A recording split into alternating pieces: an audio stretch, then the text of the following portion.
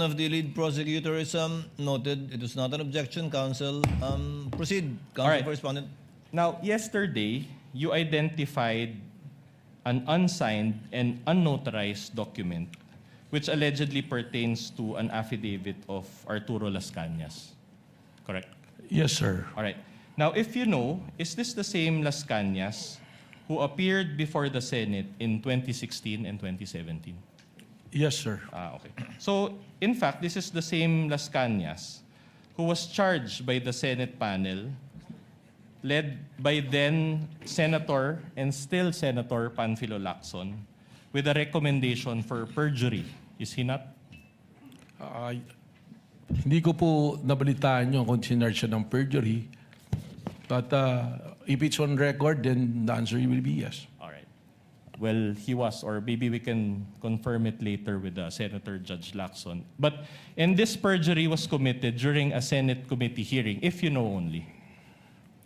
Well, siguro po doon natin na lang ilagay doon sa affidavit po na nabasa ko. No, the May I only comment, question Your is Honor? the May I perjury, if you know only, that the perjury that was recommended for charging Your Las Honor? Cañas. I have no Honor, personal I'm not yet done, knowledge. Your Honor.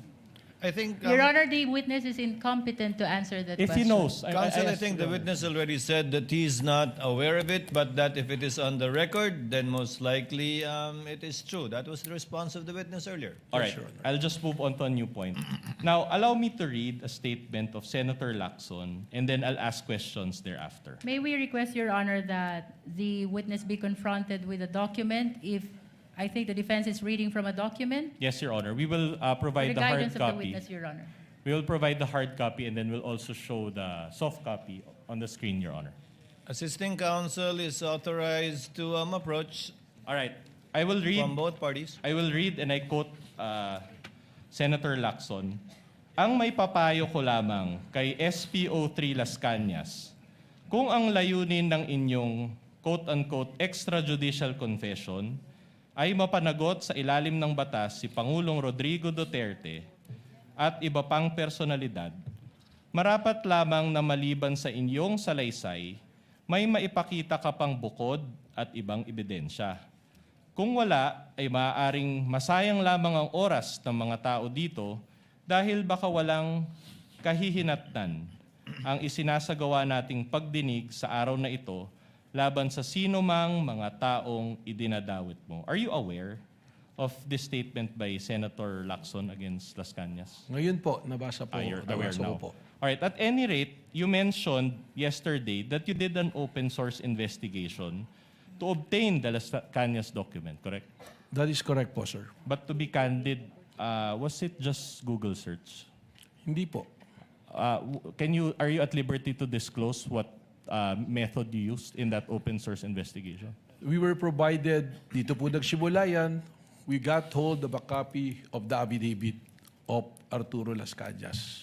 With the permission of counsel for the respondent, the chair will allow the intervention of Senator Judge Lacson given that his name was mentioned, in fact, not only alluded to but mentioned by counsel for respondent. Senator Lacson is recognized to give a manifestation. Thank you for allowing me to interject. Maski hindi naayos sa unan yung pahayag kanina. Kasi ang worry ko, pag inupuraw ako doon, interpolate ako ni Senator Lapid. So, having said that, anyway, levity aside, Mr. Presiding Officer, basahin ko lang yung portion ng committee report kasi I chaired the Committee on Public Order when we investigated the EJK. And indeed, I will confirm that Arturo Las Cañas retracted and changed his testimony. No? After several hearings, nag-retract siya. But hindi po ako nag-file ng perjury. Gusto ko lang i-correct yun. Ang recommendation po sa Roman numeral number 6, recommendations, part po ito ng committee report. Ano? In view of the foregoing, the committee recommends the following. 1, amendment of the revised penal code to increase the penalty for the crime of perjury. Yun po yung context na dahil committee report ito, nagre-recommend ako na i-amend yung revised penal code, particularly sa krimen ng perjury. Pero gusto ko lang i-correct na hindi ako nag-file ng perjury. Thank you. for that The clarification. manifestation is noted. Counsel for the respondent may proceed. But you're at liberty to disclose who searched for that Las Cañas document. Ito nga po, yung pong dokumento, we got hold of it. Sabi nga po natin, meron po kami mga tinatawag na amin pong mga informants at mga source. It was provided to us. Nung ibinigay po sa amin to, hindi naman po ibig sabihin ay amin kaagad itong paniniwalaan. At tama po kayo. That's okay. I can ask subsequent questions regarding to that. So actually, my question is, after you had obtained this document, did you subpoena Las Cañas to verify the contents of those documents?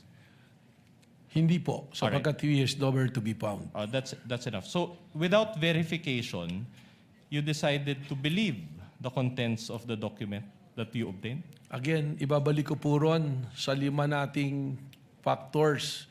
Isinama lamang namin po ito, isa dun sa mga factors na sinasabi po natin, yung pattern of violence na tinatawag.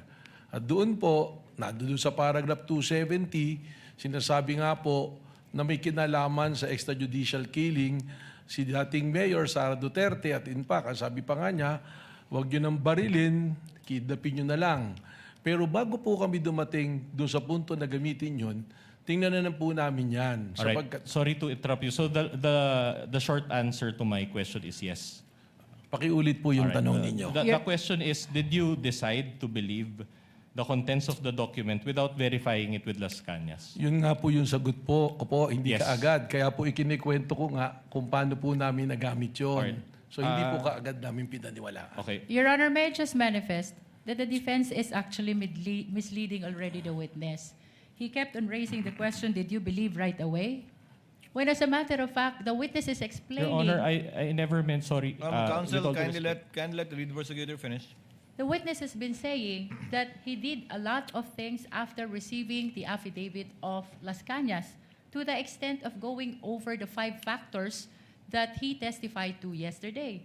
But after that first question, so that means yes. The defense said yes. To his question, did you believe to that right away, to that affidavit? The position of the witness, Your Honor, is no. Short Because- rejoinder, Your Honor. Actually, asked and and answered by the witness. That is his response, counsel for respondent, to your question. Yeah. Move on, counsel. Yes, Your Honor. We are satisfied with that answer. But another follow-up question. So without verifying it, sorry. That's misleading, Your Honor. Allow him to finish the question, counsel. just on What the is the point- pleasure of Senator Judge Yes. Cayetano? Just on your ruling, may be clarified because the question was, pinaniniwalaan mo ba? Ang sagot niya, hindi ka agad. So counsel was asking for yes or no. I just want to be clarified. Hindi pinaniniwalaan agad, does that mean afterwards pinaniniwalaan mo na or never mo pinaniniwalaan? Just so that the record is clear. Just that clarification. Thank you, Senator Judge Cayetano. Alan. Witness will please answer. Yes, Your Honor. Kaya ko nga po ikinikwento yung buong pangyayari para po makita kung paano po kami dumating dun sa punto na ginamit po doon sa pattern of violence yung pong affidavit na ito. So, liwanagin ko po Director Matibag. Opo. Hindi nyo agad pinaniwalaan nung simula, pinadaan nyo rin sa inyong SOP sa investigasyon, kalaunan, pinaniwalaan na ninyo at sa ngayon, pinapaniwalaan po ninyo yung nakasaad dun sa dokumentong yon. Kalaunan po, ito ay ginamit na namin na isa sa basehan po doon sa pattern of violence pagkatapos po namin idaan sa proseso po. So, pinaniwalaan nyo na, Sa pinanghawakan nyo na, kumbaga. Sa ngayon po, tama po, Your Honor. Okay. And pinapaniwalaan yun without issuing a subpoena to Las Cañas and clarifying the matter with him. Asked and answered, Your Honor. It's a different question, Your Honor. We're already at this point. Witness may answer. Pakiulit po. So, you mentioned na pinapaniwalaan nyo na siya ngayon as clarified by the chair. So, are you saying that pinapaliwanaan nyo na ngayon without issuing a subpoena to Las Cañas and verifying it with him? Hindi po nag-issue ng subpoena kay Las Cañas, pero meron pong naging verification process. Alright. But not with Las Cañas, who is the author of that document. As and answered po, Your Honor. The presiding officer would like to remind witness to kindly avoid making a ruling for and behalf of the presiding officer. Pasensya na po, Your Honor. But the gentleman would have been correct. The presiding officer would have said the same thing. Thank you for saving me the trouble. But try to avoid that, Director Matibag. Sorry po, Your Honor. All right. Thank you. Thank Council you. may proceed. All right, Director Matibag. Yesterday, I identified 2 videos, and you related it with the alleged pattern of behavior of VP Sara, correct? The first video that you showed, I think, involved the sheriff. Tama po. All right. But that incident, will you confirm that that incident took place on July 1, 2011? Yes, long time ago po. So around 15 years ago. Tama po. And did you still find it relevant to use that video?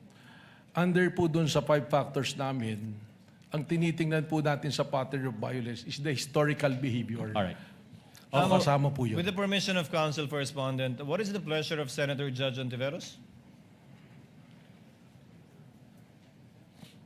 If I may, Mr. Presiding Officer, before the defense moves on to a next question, just to ask a follow-up question of the previous topic. On this matter?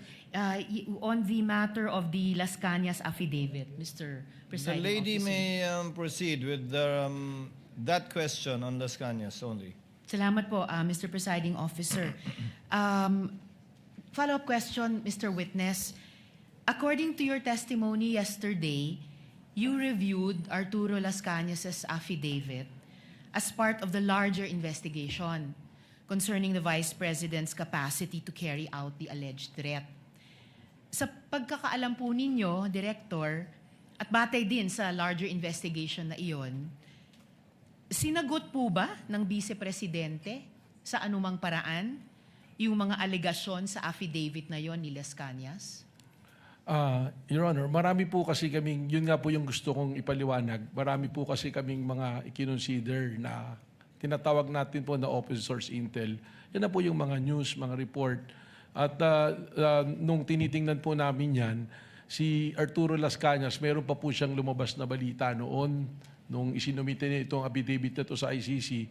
At maalala ko po, meron din po lumabas sa balita na mismong si Vice President Sara Duterte, parang sinasabi po niya roon na hindi ko kailangan ng DDS para gumawa ng kayang gawin ng DDS. Something to that effect po. Na-consider po namin lahat po yan.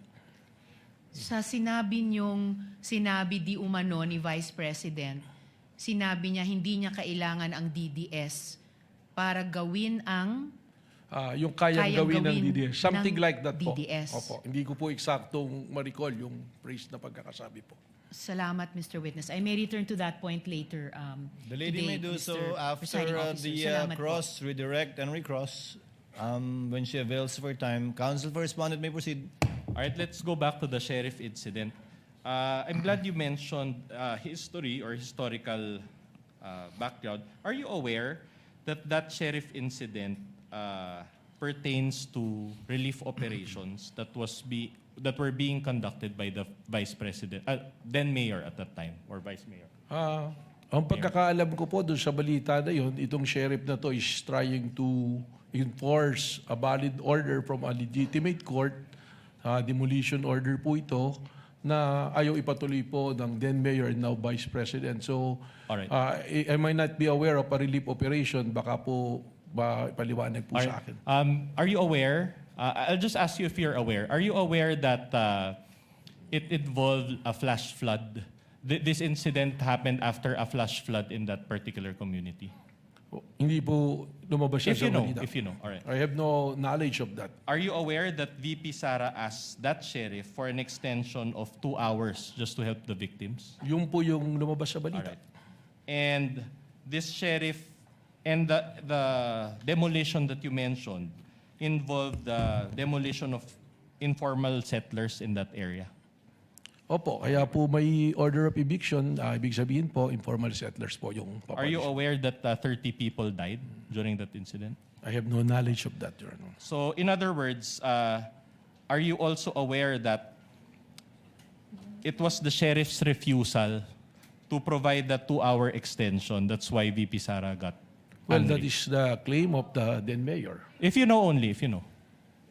I have no knowledge You of have no that. Your knowledge. All right. I'll move on to a new point. Now, you also mentioned to establish this alleged pattern of behavior, the October 18, 2024 press con, correct? Tama po. And this press con took place obviously before the material that you used or the November 23, 2024 press con. Tama po. All right. I'm showing you a video. Your Honor will just show one video. It's around 1 minute. This is Exhibit D-4-53, and the USB is separately marked as D-4-47. And then I'll ask you questions after that. Kindly play the video. The tech through the clerk of court is so directed.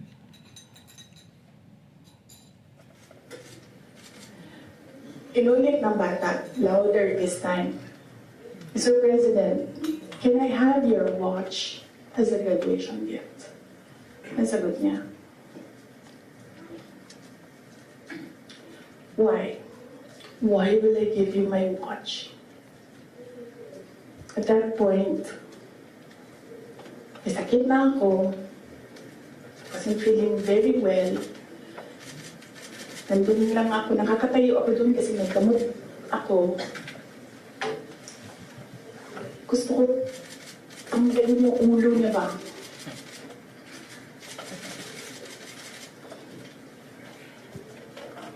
I realized toxic na yung relationship.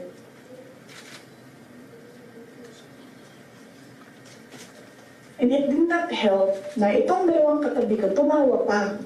Pinagtawanan pa nila yung bata.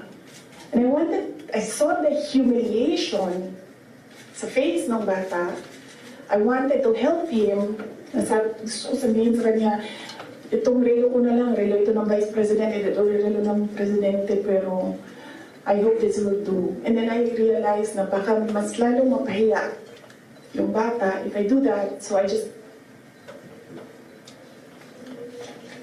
imagined myself cutting his head.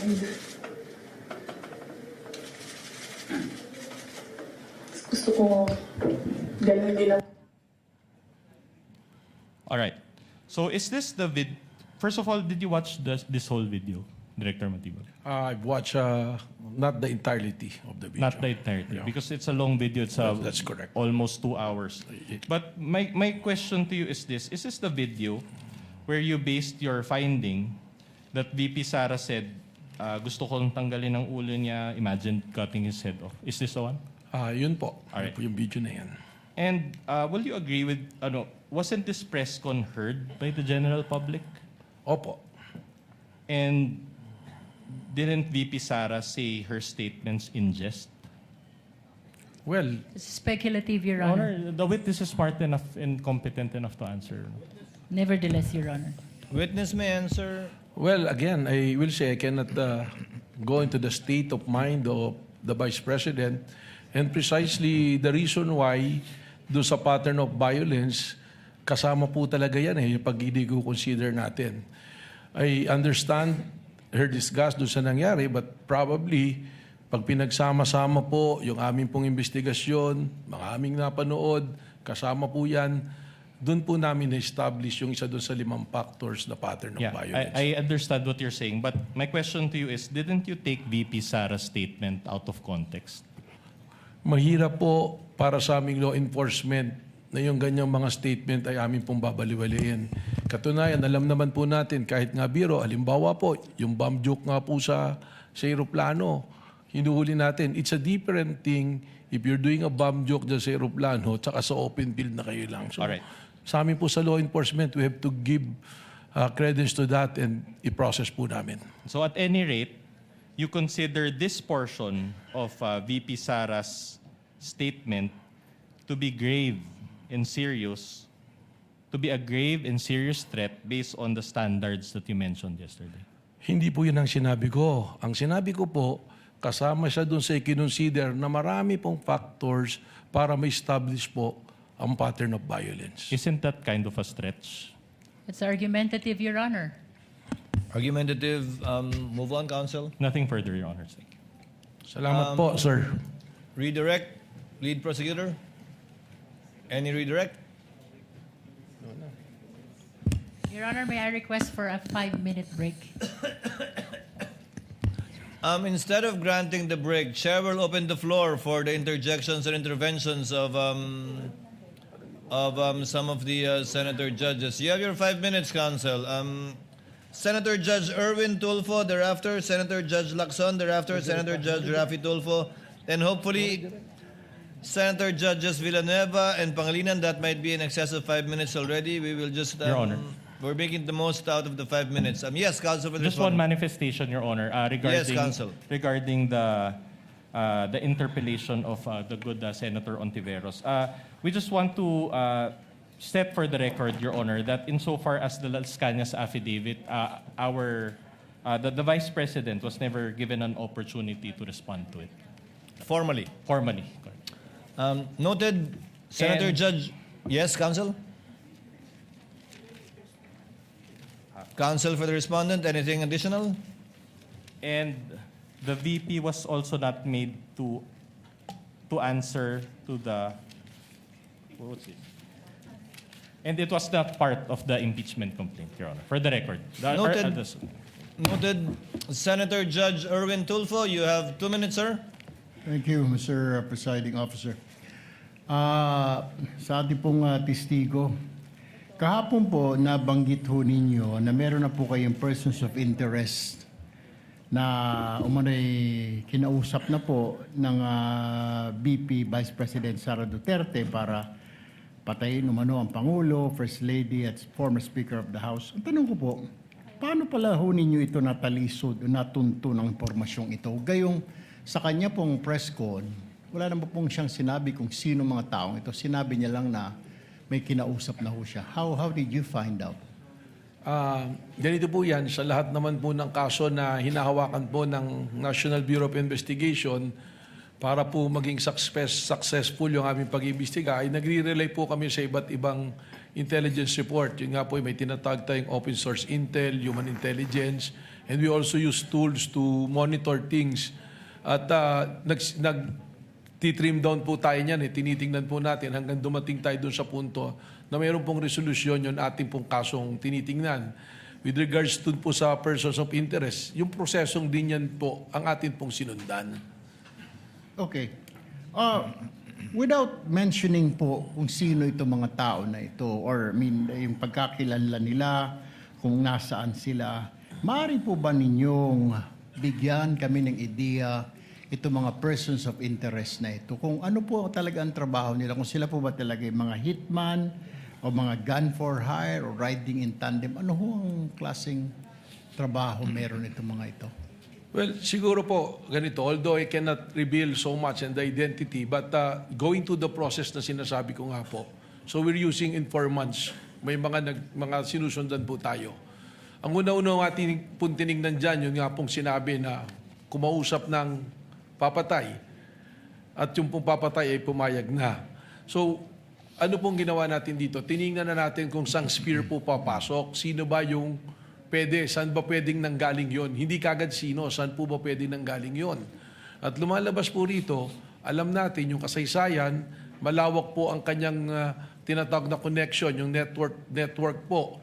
Alam naman natin na siya ay Vice Presidente at ang dating Pangulo ay kanyang ama.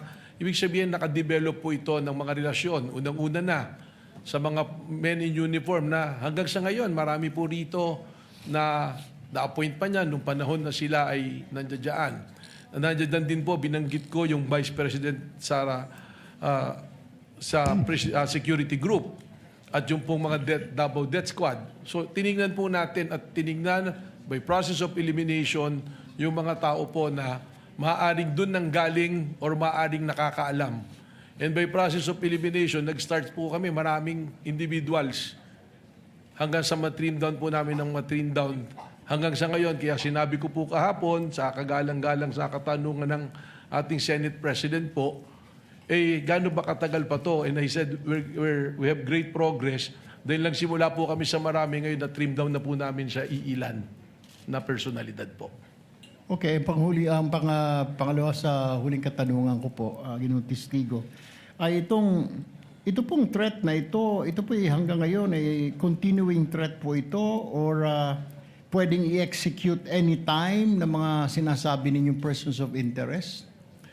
Yun na po yung atin pong pangamba na nakikita. Because hindi po natin nakukuha. Sigurado po tayo na may kinausap at pumayag, subalit yung pagkakakilanlan ng taong kinausap ay hindi pa rin po natin nakukuha.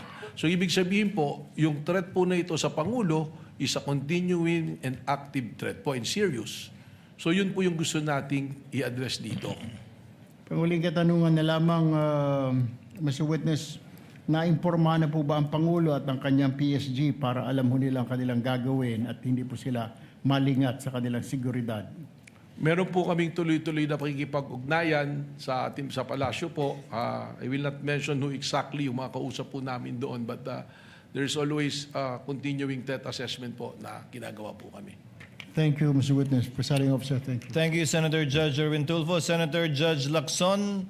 Thereafter, we will recognize first, with the indulgence of Senator Judge Rafi Tulfo, the lead prosecutor for her manifestation. As I understand, she asked for time for a huddle to determine whether she will still conduct redirect. So, Senator Judge Lacson is recognized. You have 2 minutes, sir. Thank you, Mr. Presiding Officer. Follow-up lang ito doon sa mga points raised by Senator Judge Rafi Tulfo kahapon relating to 3 similar cases. Ronald Mas, Mayor Baste Duterte, saka BP Sara. Hindi ko na bibelabor yung Ronald Mas and Mayor Baste kasi aware naman ako doon sa Rule 113 Section 5, yung sa warrantless arrest, na hindi pwedeng apply. Nagkamali nga yung NBI kay Ronald Mas kaya na-dismiss yung case, di po ba? But I'm more interested in the cases of Mayor Baste at saka kay BP Sara. Kasi almost similar yung kanilang mga sinabi, pero I'm just wondering why you did not investigate Mayor Baste, pero si Mayor Sara, hindi lang kayo nag-investigate, nag-repair pa kayo ng complaint sa DOJ, hindi po ba?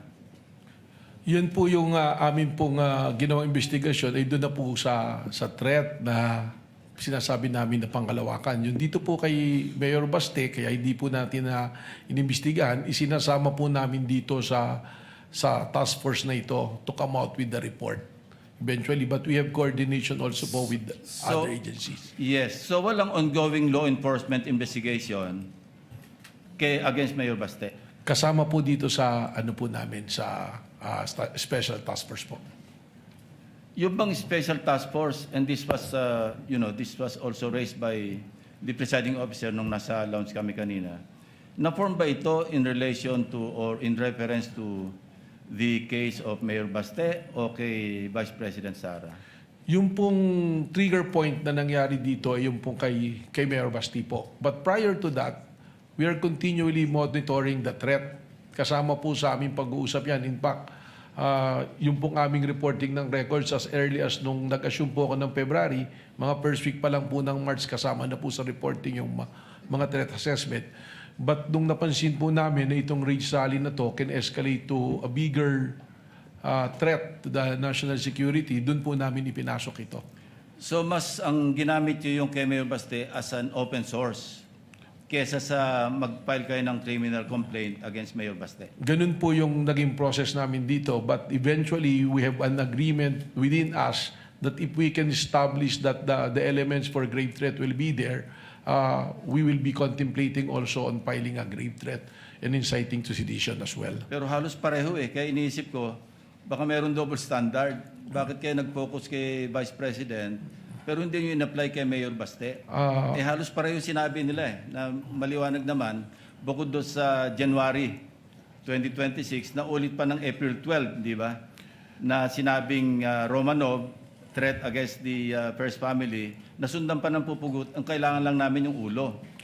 So pero kay Vice President, halos ganun din Pero bakit inimbestigahan niyo kay Vice President Sara at na-refer niyo na sa DOJ for PI, pero yung kay Mayor Baste parang unlevel, nasa law enforcement investigation pa rin? Sapagkat ang isa pong dinedevelop namin dito na jury po is yung sabwatan.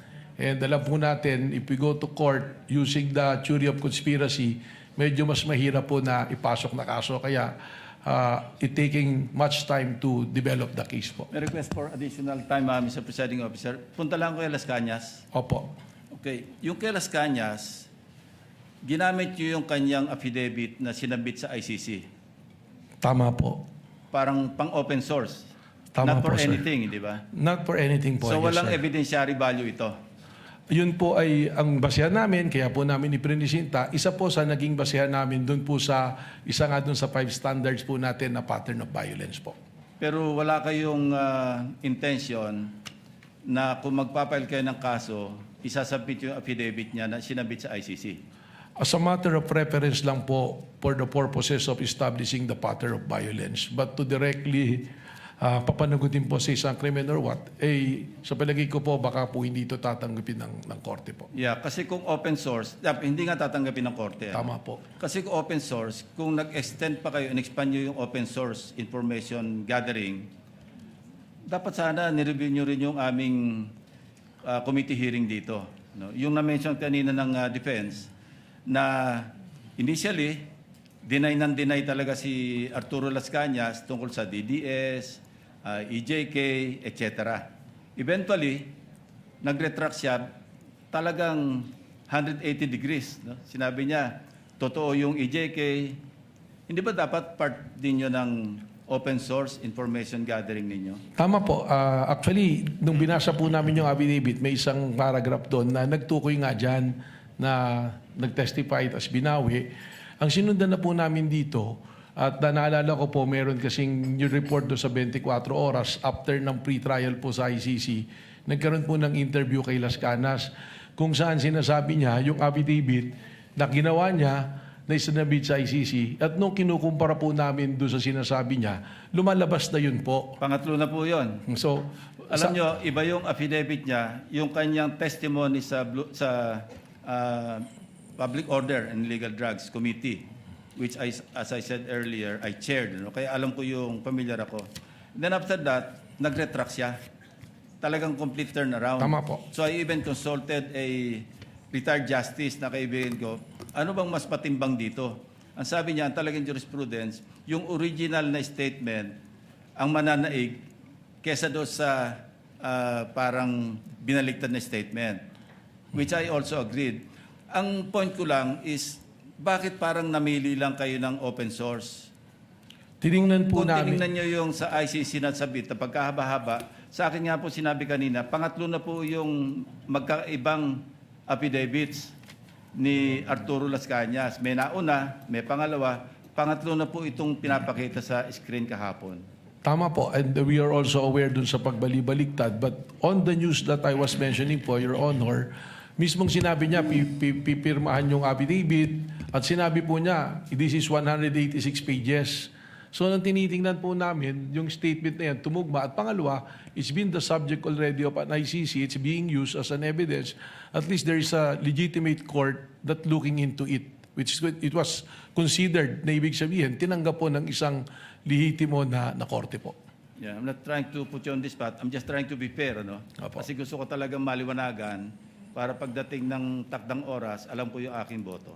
Tama Maraming po. salamat po. Salamat Thank you, po. Senator Judge Lacson. Before the chair recognizes Senator Judge Rafi Tulfo, Senator Judge Aquino, and Senator Judge Padilla, chair will not. Sorry, I forgot about you, Senator Judge Pangilinan, before Senator Judge Bam. Chair would like to call on the lead prosecutor again. Thank you for the sequence. Thank you, Your Yes, Honor. what is the pleasure of the lead prosecutor? Shall you conduct redirect? Your Honor, the prosecution believes that we have sufficiently established that the threat to the President constitutes Objection, Your Honor. threat to the national Again, Your security. Honor, inconsistent. Counsel, you are once again reminded to kindly avoid Yes, Your Honor. conclusions of law. The question was simple, so I guess you will not conduct any further redirect. Nonetheless, Your Honor, there are some manifestations that I would like to make. As long as these are not conclusions of fact and law, Counsel, as Yes, you have Your been reminded and guided accordingly. You may proceed. It is the position, Your Honor, of the prosecution that we have established already. Objection, Your Honor. Again, This is a conclusion of fact and law, Your Honor. Counsel, the counsel for respondent is correct. I will give the same limitation to whatever manifestations he will make in this regard. Let me do it for you. I guess you're not conducting any redirect anymore because you're I have another satisfied manifestation, Your Honor. and you're contented with the testimony given by the witness you presented. What is your second manifestation? Nais ko prosecutor? lamang pong liwanagin, Your Honor, kaugnay ng affidavit ni Arturo Las Cañas. Ito po ay ipresenta ng prosecution bilang bahagi ng testimonya ng witness, kagaya na po ng sinabi ng presiding officer ng 3 ulit, pinayagang ipresenta ang affidavit ni Las Cañas bilang bahagi ng testimonya at bilang bahagi ng naging investigation ng Special Task Force ng National Bureau of Investigation. It was never claimed by the prosecution that this affidavit is notarized. Kailanman po ay hindi sinabi ng prosecution na notarized ang dokumentong ito. Ito po'y ipresenta bilang bahagi lamang ng testimonya ng witness at bilang bahagi din ng investigation ng NBI. To conclude, Your Honor, Short rejoinder on that, Your Honor. The lead prosecutor is not yet finished. To conclude, Your Honor, the prosecution finds it unnecessary. Objection, Your Honor. Same ground. Allow the lead prosecutor to finish. The prosecution finds it unnecessary to conduct redirect examination. Thank you, counsel. Duly noted. Do you a still short- want a rejoinder, Just a counsel, short for rejoinder on the Las Cañas Yes, issue. counsel. Again, Your Honor, according to the rules, an affidavit must be testified to and identified by the person or the author of that affidavit. And in this case, such was not done. So, and an additional manifestation, Your Honor, that considering that it is unsigned and unnotarized, the law considers it as a mere scrap of paper. That's just a manifestation. And Then let instead of letting this be an ongoing argument between both counsels, let the chair state. Your for Honor, the- may I just correct the manifestation No of the need, defense? counsel. Let the chair state for the 4th time. The affidavit of Las Cañas was not offered as an authentic document executed by the affiant, only that it was part of the documents used by Director Matibag in his open source investigation, as also clarified for the 5th time, if I will count it, by Senator Judge Lacson, that it was only part of the investigation of the NBI through what is called an open source investigation. Again, to reiterate, not as proof that of its authenticity and the truth of the contents contained in the affidavit or document purporting to be executed by Las Cañas. And that it is signed, Your Honor. Let that be the end of it, counsels, if you may. And we can proceed to the interventions and interjections of senator judges. Forgive my inadvertence earlier. Chair will recognize in this order, in the order that they indicated to the chair, as pointed out by the clerk of court, Senator Judge Rafi Tulfo, Senator Judge Villanueva, Senator Judge Pangilinan, Senator Judge Aquino, and Senator Judge Padilla as of now. Senator Judge Rafi Tulfo is recognized for his interventions. You may proceed, sir, when you are ready. You have 2 minutes. Mr. Witness, kahapon naitanong ko sa inyo yung kaso ni Ronel Mas. Ngayon, tatanong ko sa inyo, familiar ho ba kayo sa kaso ni Ronald Kibuyen, Maria Catherine Seron, and Joe Mark Ebcay? Narinig ko po sila. Ano po yung pagkakarinig mo sa kaso? Sila po ay inaresto ng PNP, CIDG. Yung isa po sa, I think it's an Osamis dahil meron siyang nagsabi na patayin si dating Pangulong Duterte at nag-offer ng 100 million na reward. Yung naman pong ubayan sa Boracay ata, may offer din. I'm not mistaken, 150 million po yata na reward. So, itong tatlo po, sa pagkakalam niyo, ano mga trabaho nito? Yung isa po, construction worker, hindi ko po maalala yung isang tao po. Yung isa ay unemployed college graduate. Ayun. So, the reason why I asked that, kasi tulad ni Ronel Mas, isang teacher, at itong tatlo, mga ordinary mamayan, i-compare natin dun sa ginawa ni VP Sara at saka ni Mayor Baste sa ating Pangulo, pagbabanta almost the same yung nangyari. So, kamay na bakal ang pinairal. kapag mga ordinaryong mahirap na mamayan, ang pinapairal ninyo dyan sa law enforcement. Pero kapag makapangyarihan mga tao, you treat them with kids' gloves. Why is that? Respectfully po, Your Honor, unang-una, I cannot speak to the behavior of the law enforcement at that time. But I agree with you na yung pag-aresto po sa kanila is warrantless arrest. That's the reason why na-dismiss po lahat ng kaso na yon. Yung sa ngayon naman po, yung mga pangyayari na ito, we go to the case build up and file a case katulad po nung nangyari kay Vice Presidente, meron pong nakapending ngayon na kaso. At kung ito po ay may file sa korte, that is the time that the court will issue a warrant of arrest. So meron po tayong prosesong sinusunod po. Mali nga yung pagka-aresto, actually, warrantless arrest yung nangyari noon. Pero meron bang nag-utos why it was done by the law enforcement people at that time? And what's the difference between the law enforcement back then and the law enforcement people now? Well, I can only speak po for my bureau na NBI. We are making sure that we are following the process and the law. In any case, wala pong malaki o maliit na kaso. Ang tinitingnan po lagi natin dito ay ang ebidensya, ang batas at ang prosesong dapat pong sundin. Okay. I'll give you an example. Halimbawa, yung nangyari ngayon na pagbabanta sa ating Pangulo, nangyari noon sa panahon ni Pangulong Duterte at nagbanta si Leni Robredo. Halimbawa lang, of course, Leni Robredo would not do that kasi I know, wala sa karakter niya. Nagbanta si Leni Robredo kay Pangulong Duterte at matindi yung outburst niya at pagbabanta. At ganun din naggagawa ng follow-up ang kanyang anak. What would have happened? Sa tingin niyo ba, possible na merong gagawang pag-aaresto si PRD tulad ng ginawang pag-aaresto doon sa mga teachers, sa teacher, construction worker, at unemployed college graduate? Well, respectfully, it's calling for an opinion, but siguro meron po akong pwedeng pagbasihan. Base na rin po sa inyong sinasabi na construction worker, teacher ay inaresto dahil sa banta. Posible po. May possibility na baka arestuhin po kaagad ang Vice Presidente noon. Thank you, Mr. Witness.